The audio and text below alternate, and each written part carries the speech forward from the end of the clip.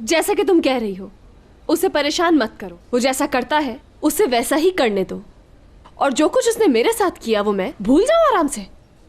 क्या बात है टूल तुम्हारी यार, मैं कितनी टैलेंटेड हूँ। मेरा कोई जवाब नहीं।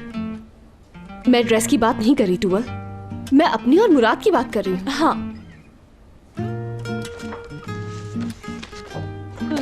उसने कहा कि हम दोनों आजाद हैं। क्या वाकई उसने ये कहा? कोई मसला नहीं, मुझे ये बताओ कि उसने इस तरह से तो नहीं कहा।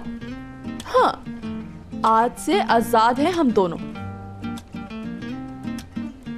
एक्सप्रेशंस ये तो नहीं थे? हाँ, बिल्कुल ऐसा ही किया था। ओह, अकल के नाखून लो बेबी, वरना पछताओगी तुम। क्या मतलब?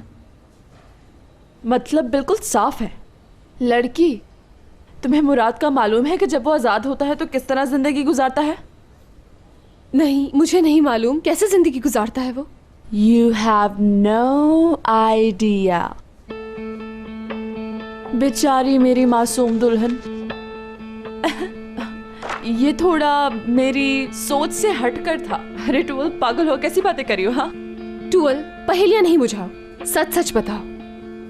क्या तुम सच सुनने के लिए तैयार हो लड़की?